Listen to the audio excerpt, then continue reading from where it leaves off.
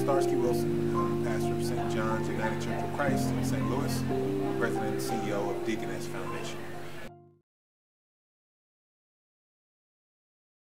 First heard of the death of Mike Brown, I was at my church, at St. John's Church, on that Saturday. I saw it on Twitter and social media. Had a chance to connect with some members just to kind of verify what was going on. So I saw Michael Brown's stepfather on social media holding a sign that said my son has just been killed by the police. And had a chance to verify with a couple of members who knew a little more about what was going on.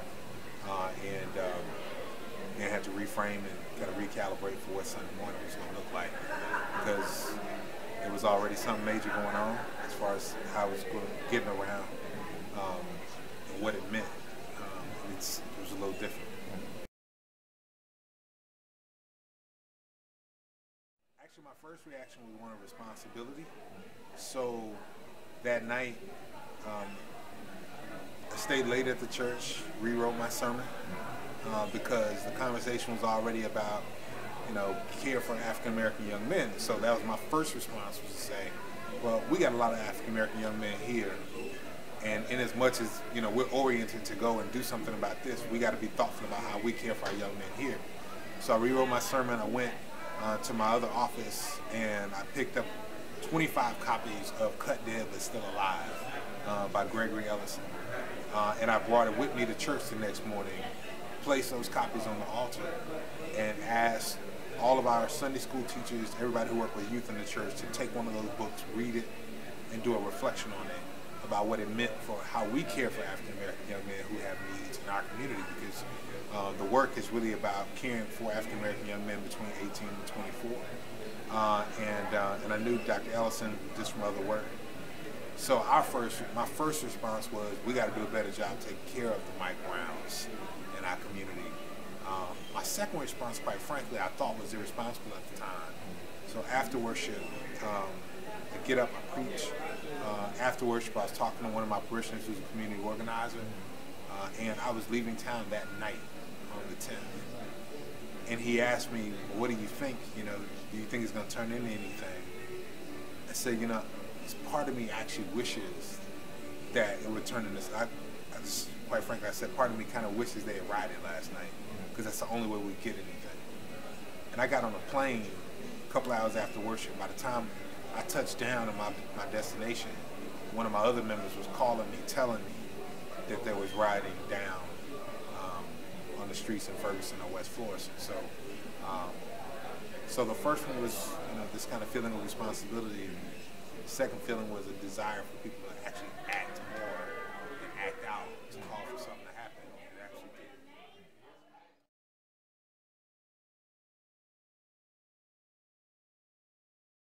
So the Black Lives Matter Freedom Ride was moving for our congregation.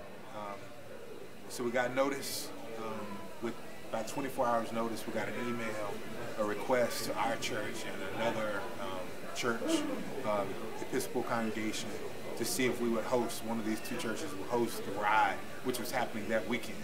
So, and they basically needed the full use of the facility over the course of 3.5 days, and almost all day. They had, kind of a headquarters, and they were running actions.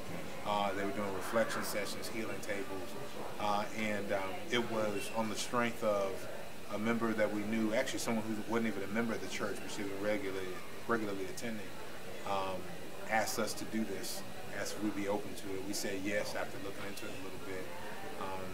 And having that powerful group of young people to come to our church and to spend time teaching, learning, strategizing, coordinating actions, executing actions, in just a remarkably organized way, in a powerful way, right? A way that said, we're here, we're going to act, we're going to be creative about what we do, and we're going to bring what the people on the ground need.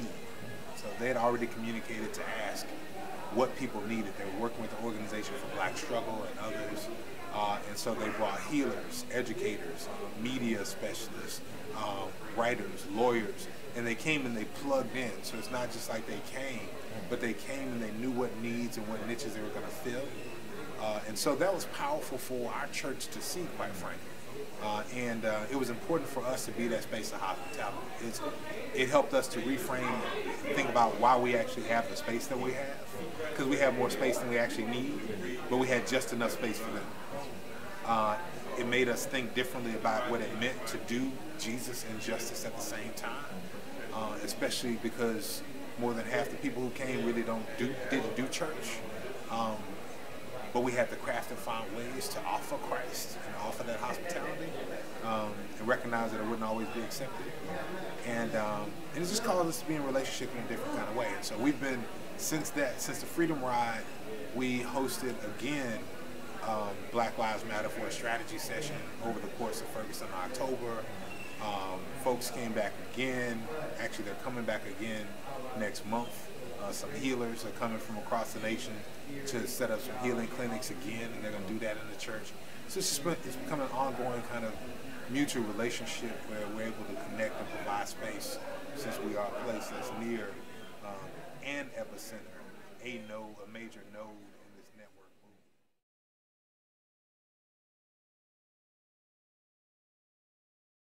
Actually, it's pretty telling. So our next meeting, we've had 5 meetings of the commission so far. We asked the community to kind of prioritize the work based on the executive order that created the commission. And they did. And they identified education and educational inequity, number 1, and then economic inequity and opportunity as number 2 in a long list of kind of social disparities that they wanted us to study. And so in our next meeting, we'll actually stand up this work group around economic inequity.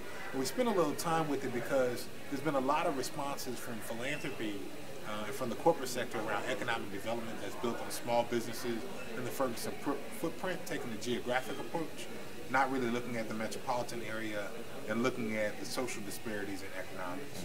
And so we're going to take an economic mobility approach to it.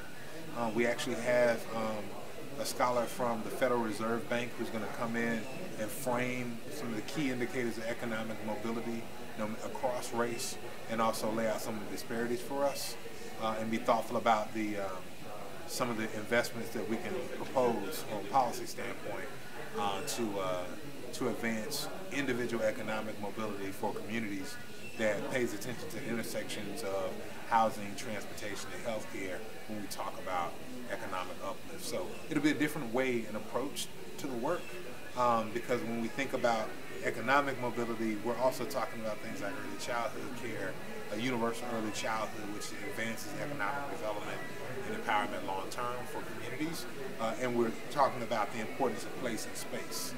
So as we think about the geography around where Mike Brown was killed, that's the geography that has the only unaccredited school districts in the state of Missouri.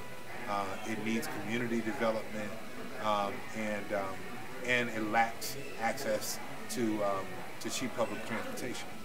And so all of these things play into the economic circumstances that make it difficult for young brothers like Mike Brown to actually do better for themselves. So that's the approach we're taking from the commission standpoint, and we'll look at policies that can advance mobility, not just look at economic development.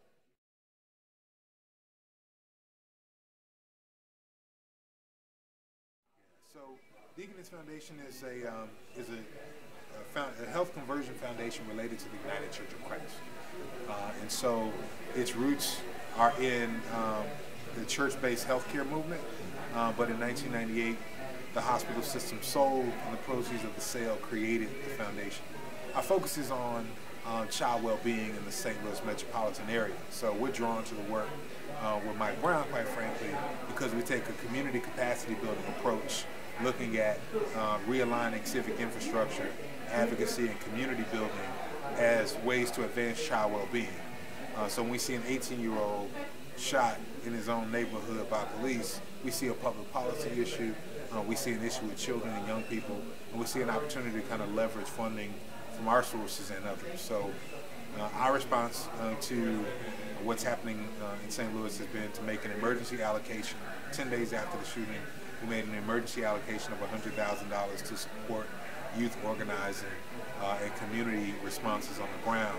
And then we began to coordinate with national foundations like Kellogg, Open Society Foundation, the Shop Foundation for Public Education, and others, to create a space to help them to learn about what was going on the ground and to leverage funding from those sources. And so we've been able to leverage easily another about $400,000 into the community to support organizing.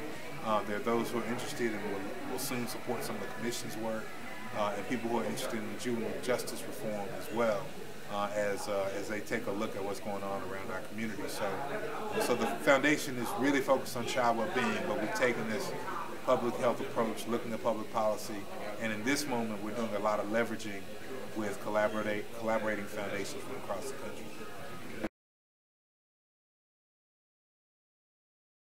The Project Conference is remarkably important because it creates and nurtures networks of pastors, faith-based leaders, clergy and lay, actually, to be prepared for moments like this, quite frankly. I've moved in this work at every step since August 9th with Tracy Blackman, who's a friend of mine. We've known each other for 15 years, but we also went to seminary together, literally entered the seminary campus on the same day, walked out of the same class, and came to Proctor together. And Proctor is a part of our formation and development. It helps to give us tools that we bring to the work critically, that we bring practically. So, you know, the New Jim Crow Bible study and the study guide that was created at Proctor was a summer Bible study in my church using the same study guide, right? So it helped me to prepare our people that when moments like this come, we react not out of just a generic response or because it's a justice thing, but because it's a Jesus thing.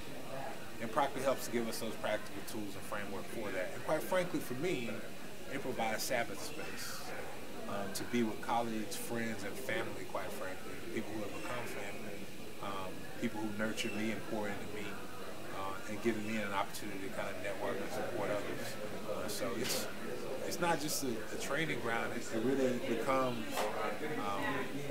a bit of a collaborative cohort, a family that moves together, and a network that can draw on one another. So, I mean, Proctor was on the ground supporting a teach-in in Ferguson in September, and this happened in August, right? So Dr. Iva and Dr. Haynes were back shortly thereafter and providing us with resources on statements that the Board of Trustees had already thought through to begin to frame, well, what happens if, you know, what is the word if there is an indictment, and what is the word if there is not? And that became the first thinking Tracy and I had on paper to begin to process through that stuff. And we got it sitting around the table with Dr. Iva, Dr. Haynes, and C.T. Vivi, who came at Proctor's invitation. So it's that kind of nurturing support and ongoing equipment that Proctor provides for us and for hundreds of others.